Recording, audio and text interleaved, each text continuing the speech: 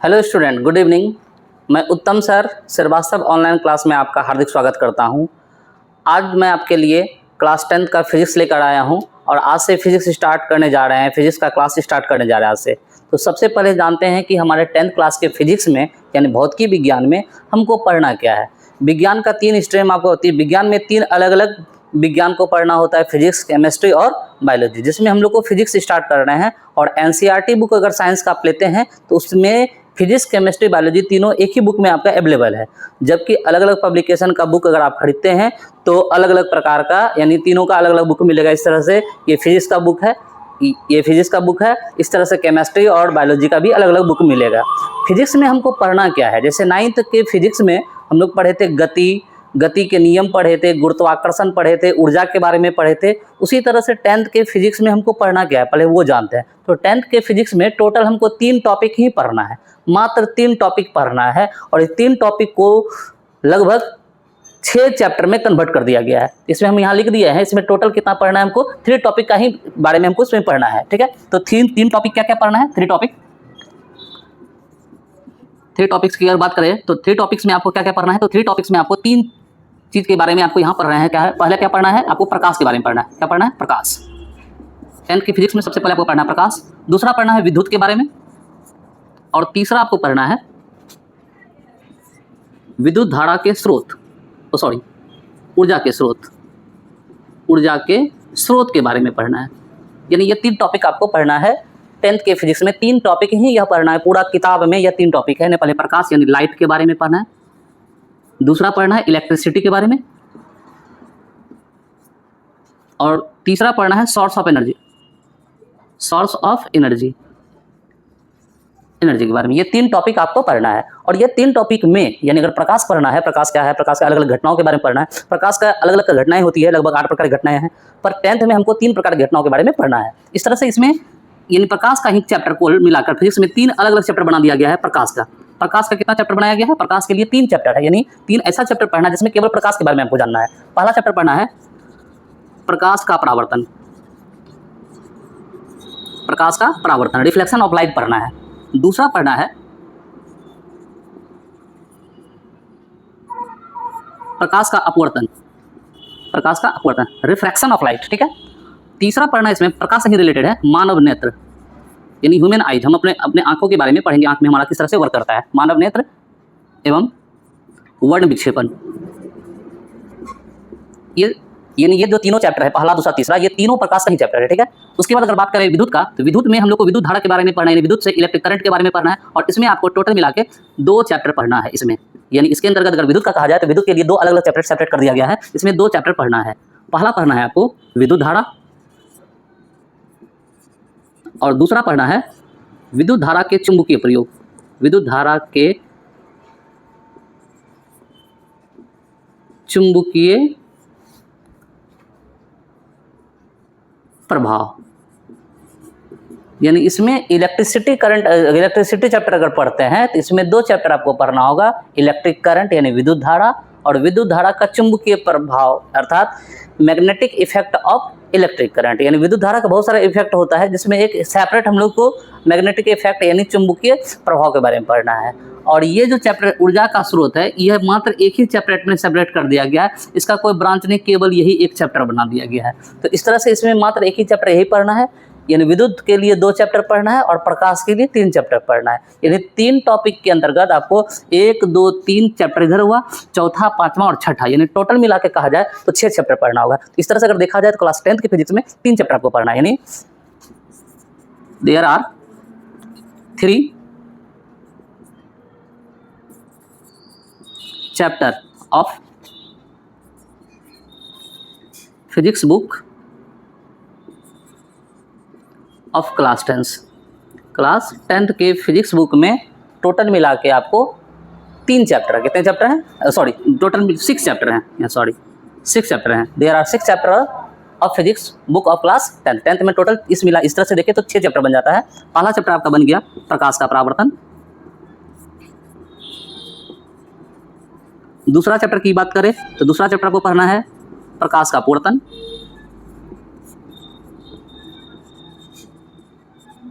तीसरा चैप्टर पढ़ना है मानव नेत्र। एवं वर्ण विक्षेपण,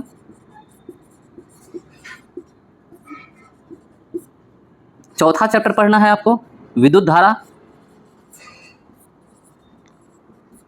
पांचवा चैप्टर पढ़ना है विद्युत धारा के चुंबकीय प्रभाव, और छठा चैप्टर पढ़ना है चैप्टर में ऊर्जा के स्रोत। ऊर्जा के स्रोत यानी ऊर्जा हम लोग को कहाँ कहाँ से प्राप्त होता है, ऊर्जा का भी प्रेजेंट टाइम में, यानी पहले हम किस पे डिपेंड थे, अभी हम किस पे डिपेंड हैं, और आने वाले समय में ऊर्जा का और क्या क्या संभावनाएं हैं, कहाँ कहाँ से हम ऊर्जा प्राप्त कर सकते हैं, उसके बारे में पढ़ना है। यानी टोटल मिला के 3 टॉपिक पढ़ना है। एक प्रकाश के बारे में बहुत सारी बातें जानेंगे इसमें, फिर विद्युत के बारे में जानेंगे कि घर में हम लोग जो बल्ब, पंखा, टीवी चलाते हैं, जो हीटर काम करता है, मोटर काम करता है, कैसे करता है, वो सारा चीज़ इसमें पढ़ेंगे। और ऊर्जा का स्रोत में हम लोग के लिए ऊर्जा जो हमारे लिए एक साधन है, सबसे महत्वपूर्ण साधन है, उसका स्रोत क्या है, कहाँ से हम लोग को मिलता है ये ऊर्जा, ये सब के बारे में हम लोग जानेंगे। तो इस तरह से 10th के फिजिक्स में आपको ये 3 टॉपिक पढ़ना है और चैप्टर पढ़ना है टोटल 6। ठीक है, तो इस तरह से आज हम स्टार्ट करने जा रहे हैं पहला चैप्टर प्रकाश, और प्रकाश में प्रकाश का परावर्तन स्टार्ट करेंगे। तो सबसे पहले आप इसका स्क्रीनशॉट लीजिए ताकि आपको यह नॉलेज मिल जाए, कि पता चल जाए कि आपको पढ़ना क्या है। ठीक है, इसका पहला चैप्टर स्टार्ट करने जा रहे हैं, चैप्टर नंबर 1 अध्याय प्रथम, पहला चैप्टर जिसका नाम है प्रकाश का परावर्तन, यानी लाइट और रिफ्लेक्शन ऑफ लाइट। लाइट के बारे में पढ़ना है और रिफ्लेक्शन ऑफ लाइट के बारे में हमको जानना है। तो सबसे पहले स्टार्ट करते हैं हम लोग फिजिक्स। तो फिजिक्स का जो चैप्टर है प्रकाश, उसको जानने से पहले हम जानते हैं पहले फिजिक्स क्या है, थोड़ा बेसिक नॉलेज भी हम लोग ले लेते हैं, पहले फिजिक्स के बारे में थोड़ा सा जान लेते हैं, तब इस टॉपिक पे आएंगे। तो सबसे पहले हम जो बुक पढ़ रहे हैं, यानी फिजिक्स बुक जो आपके लिए अवेलेबल है 10th क्लास के, ये फिजिक्स बुक है। ठीक है, एनसीईआरटी बुक अगर आप देखते हैं तो उसमें आपको एक ही बुक में तीनों फिजिक्स, केमिस्ट्री, बायोलॉजी मिल जाएगा, पर अलग अलग पब्लिकेशन में अलग अलग बुक अवेलेबल है। तो हम फिजिक्स जो पढ़ने जा रहे हैं, जानते हैं पहले फिजिक्स होता क्या है, पहले इसको समझते हैं। तो सबसे पहले जानते हैं हम लोग फिजिक्स होता है क्या है। तो सबसे पहला हम जानते हैं फिजिक्स का मतलब क्या होता है, यानी फिजिक्स का अर्थ। ये फिजिक्स का मतलब क्या होता है, क्या अर्थ होता है, फिजिक्स का मतलब क्या हुआ। जो फिजिक्स वर्ड है ना, फिजिक्स, यह एक ग्रीक भाषा के, यानी ग्रीक जिसको हम लोग ग्रीस कहते हैं, यूनान कहते हैं, तो वहाँ के एक शब्द फ्यूसिस से बना है। ये किससे बना है, फ्यूसिस से बना है, फ्यूसिस। इस फ्यूसिस का अर्थ होता है, इसका अर्थ होता है प्रकृति यानी नेचर। इसका अर्थ होता है प्रकृति अर्थात नेचर। यानी इस प्रकार फिजिक्स का अगर अर्थ बोला जाए, इसका मतलब होता है प्रकृति। इसका मतलब क्या होता है, प्रकृति। इसका मतलब यानी फिजिक्स जो है, फिजिक्स ग्रीक भाषा के एक शब्द फ्यूसिस से बना है। फ्यूसिस से बना है, इसको आप क्या पढ़ेंगे, फ्यूसिस से बना है, जिसका अर्थ होता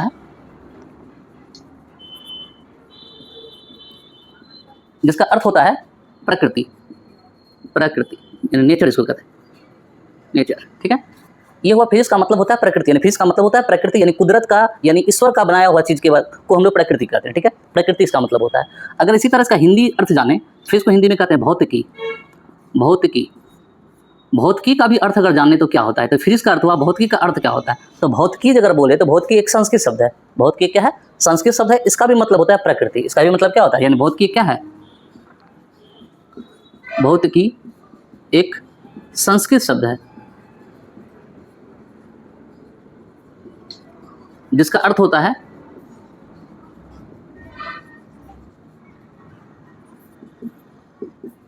प्रकृति। इसका भी अर्थ क्या होता है, प्रकृति।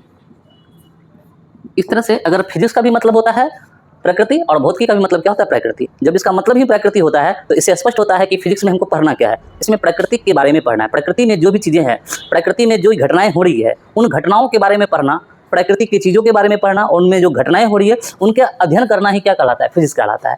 फिजिक्स को अलग अलग लोगों ने, अलग अलग विद्वानों ने, अलग अलग साइंटिस्ट ने अलग अलग तरीके से परिभाषित किया गया है। तो अगर फिजिक्स का बहुत सारा परिभाषा आपको अवेलेबल हो सकता है, मिल सकता है, पर हम लगभग 1-2 परिभाषा आपको हम बता रहे हैं। ये फिजिक्स का अर्थ हुआ कि फिजिक्स होता क्या है।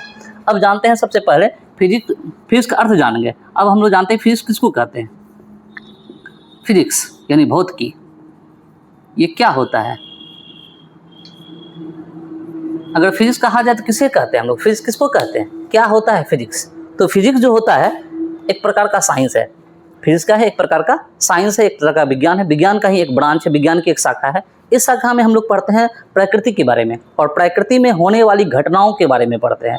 यानी विज्ञान की जिस शाखा में हम लोग प्रकृति में होने वाली घटनाएं, जैसे प्रकृति में सूर्य उदय होता है, सूर्य ग्रहण लगना होता है, एटमॉस्फेयर के बारे में हमको पढ़ना है, ऊर्जा, सूर्य से जो ऊर्जा हम लोग को मिलता है किस तरह से वो अपना ऊर्जा वर्क करता है, इस सब के बारे में अगर हम लोग पढ़ते हैं तो समझिए वो क्या है, ये क्या है, हमारा फिजिक्स है। यानी फिजिक्स क्या है, तो विज्ञान की वह शाखा है, विज्ञान की वह शाखा जिसके अंतर्गत प्रकृति एवं प्रकृति में होने वाले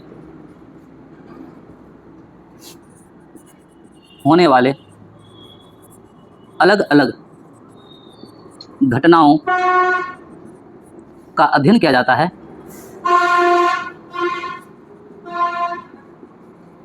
उसे फिजिक्स कहते हैं। यह एक डेफिनेशन है जो सिंपल सा डेफिनेशन है, सिंपल सा परिभाषा है। फिजिक्स है तो होता क्या है, तो विज्ञान की एक शाखा है, विज्ञान का ही एक हिस्सा है। हम लोग 3 तरह का विज्ञान हम लोग पढ़ेंगे, उसमें विज्ञान का ही एक शाखा है जिसमें हम लोग प्रकृति के बारे में पढ़ते हैं, नेचर के बारे में पढ़ते हैं, और नेचर में जो अलग अलग घटनाएं होती है उनका अगर अध्ययन कर रहे हैं तो समझिए हम क्या पढ़ रहे हैं, फिजिक्स पढ़ रहे हैं। फिजिक्स का और भी बहुत सारा परिभाषा है, एक और परिभाषा हम आपको बताने जा रहे हैं। आखिर एक और परिभाषा इसका हम बताने जा रहे हैं। इसमें अक्सर एक्चुअल में फिजिक्स में भी अलग अलग रूपों में फिजिक्स का अध्ययन किया गया है, फिजिक्स का अलग अलग परिभाषा बनाया गया है। एक परिभाषा इसका यह भी है कि विज्ञान की एक ऐसी शाखा है जिसमें हम लोग द्रव्य के बारे में पढ़ते हैं। द्रव्य माने पदार्थ ही होता है, यानी द्रव्य के बारे में पढ़ते हैं, और द्रव्य और ऊर्जा के बीच क्या, द्रव्य और ऊर्जा के बीच क्या अन्योन्य क्रिया है, उसका अगर अध्ययन करते हैं तो वो भी क्या कहलाता है, भौतिकी कहलाता है। भौतिकी में हम लोग ऊर्जा के बारे में पढ़ते हैं कि द्रव्य यानी पदार्थ में कौन सी ऊर्जाएं पाई जाती है, उस ऊर्जा का हम किस तरह से यूज कर सकते हैं, उसका अध्ययन करते हैं, तो समझिए वो भी क्या है, आपका फिजिक्स है। तो फिजिक्स का एक और डेफिनेशन है क्या, विज्ञान की वह शाखा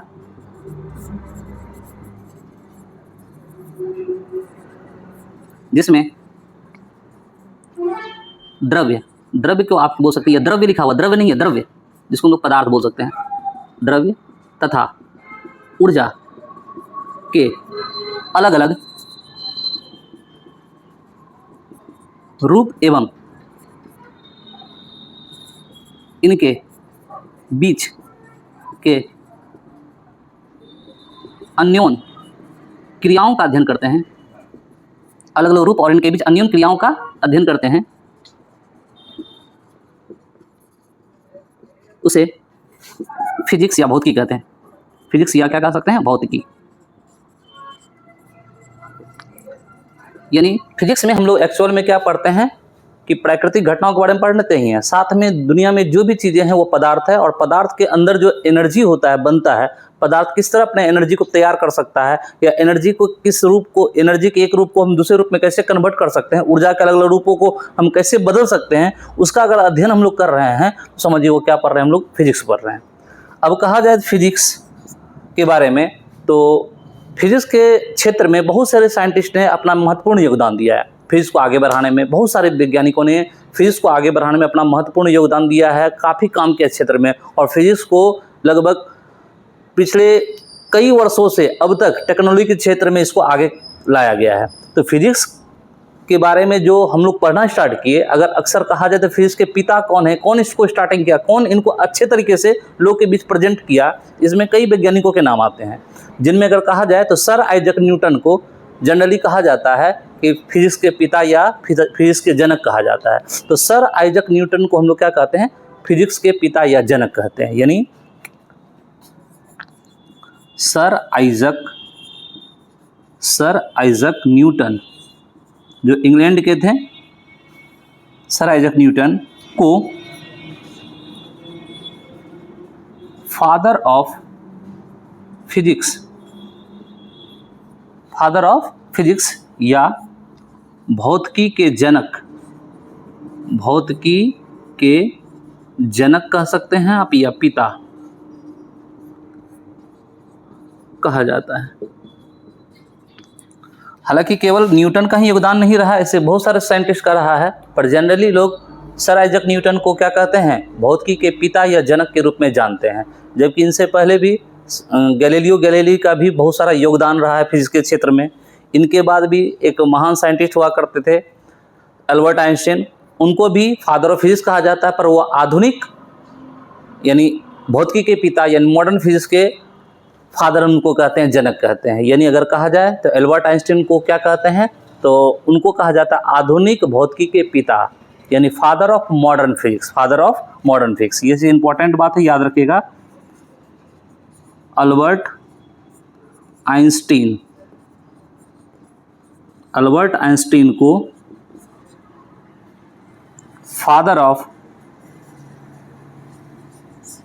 मॉडर्न फिजिक्स यानी आधुनिक भौतिकी के जनक कहा जाता है। किनको कहा जाता है? एल्बर्ट आइंस्टाइन को। तो इस तरह से हम लोग जान गए कि भौतिकी क्या होता है, और भौतिकी के जो पिता हैं कौन हैं, तो सर आइजैक न्यूटन है, और दूसरा कौन है? Albert Einstein. इनको आधुनिक यानी अभी के ज़माने का, नए ज़माने का जो उसमें कुछ कॉन्सेप्ट को उन्होंने अपने तरीके से प्रेजेंट किए हैं, तो इसलिए उनको मॉडर्न फिजिक्स का पिता कहा जाता है, जनक कहा जाता है, और एल्बर्ट आइंस्टाइन को और सर आइजैक न्यूटन को फादर ऑफ फिजिक्स कहा जाता है। तो इस तरह से फिजिक्स के बारे में हम लोग जाने। इसका स्क्रीनशॉट आप एक बार ले लीजिए।